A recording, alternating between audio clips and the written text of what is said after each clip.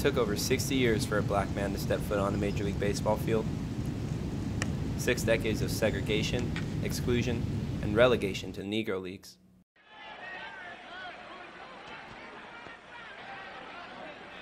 Jackie Robinson shattered that color barrier in 1947. Robinson dashes for the plate. A watershed event for black athletes in America. A precursor to the success of the Civil Rights Movement. And a symbol of progress and hope for the generations that followed. But Jackie's debut was not simply the storybook ending to an era of racism in baseball. Close, and umpire Summers calls him safe on the daring maneuver. As players of all colors and origins converged on the diamond, so began a new era, one of intense diversity, competition, and racial tension. The battle for equality? That still rages.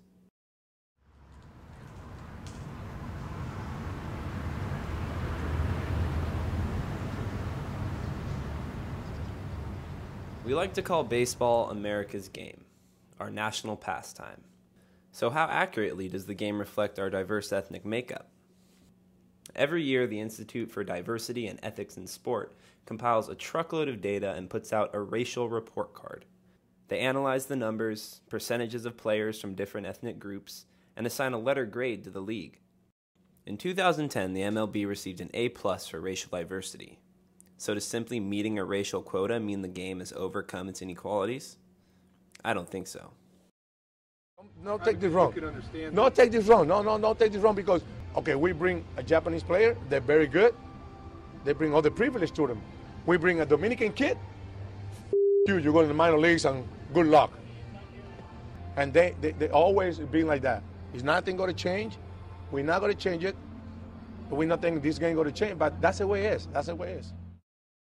Ozzie Guillen made those comments as he questioned why the small number of Asian players receive MLB-sponsored interpreters when Spanish-speaking players don't. The outspoken Guillen has been around professional baseball for 30-plus years and has made several statements, perhaps with good reason, that Latin-born players deserve better than what the league gives them. For the vast majority of these players, however, they have very little leverage to do so. I certainly think that there's a way in which, certainly the Dominican Republic, Venezuela, there is, I guess, cheap labor pool, and there's a certain way in which these developing economies and oftentimes, very impoverished sort of social backgrounds and circumstance produce the conditions by which we have the possibility for making it and everything that comes with that.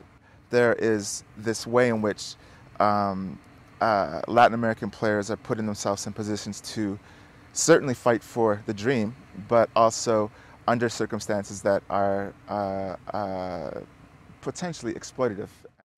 Major League Baseball has certainly found an inexpensive and renewable source of players in the Dominican Republic, baseball's version of outsourcing talent and development. Organizations like the Dodgers have set up compounds where Dominican teens hone their skills, hoping to land the contract that would lift their families out of poverty. But for every prospect that does make it to the big leagues, there are thousands of others who never realize their dream. Jackie Robinson's dream was to see an increasing number of African Americans playing the game. And the fans will never forget the sight of Jackie Robinson hurrying for the plate. The number of black players rose to its peak through the 1970s to over 27%. When players like Hank Aaron and Reggie Jackson were the kings of the sport. While the percentage of white players has always remained fairly consistent, the Latino population has seemingly replaced a good portion of African American players. In 1995, African American and Latino players each made up 19% of the league. In 2010, the percentage of Latin-born players is close to 30%. But this is not a matter of Latin-born competition beating out black players for jobs. It's a result of a cultural shift, one in which baseball has lost its hold as a go-to sport for young black athletes. In terms of sort of certain arenas of black cultural life and youth culture, I think that baseball has been in some ways racialized in the sense that it no longer has the cachet, it no longer has the sort of, it's no longer hip in the way that basketball or football has the potential to be. And so when people are thinking about whose path they want to follow, it would be someone like LeBron.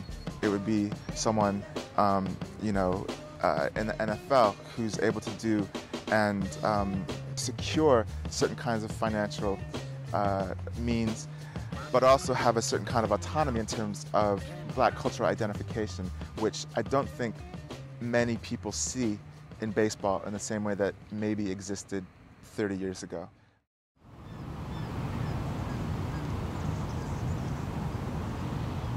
It's no surprise that football and basketball have monopolized the talent of young athletes in the last couple decades.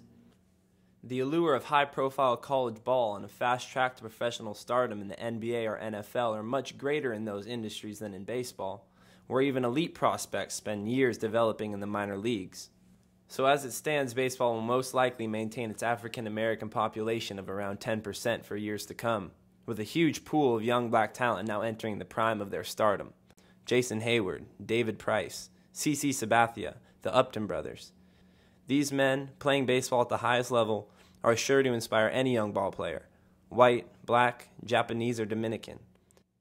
Whether we're talking about an Asian all-star who signs at 28 or a Latino prospect who signs a bonus at 17, a white catcher from the Northeast, or a Black phenom who chose the diamond over the basketball court. These are some of the most fortunate humans on the planet. These men are living the dream.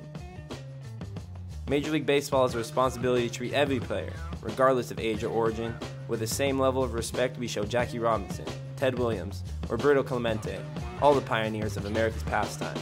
Have faith in baseball. Have faith in its fans, its journeymen, and its superstars. Respect the past and believe in today, because today, we play a whole new ballgame.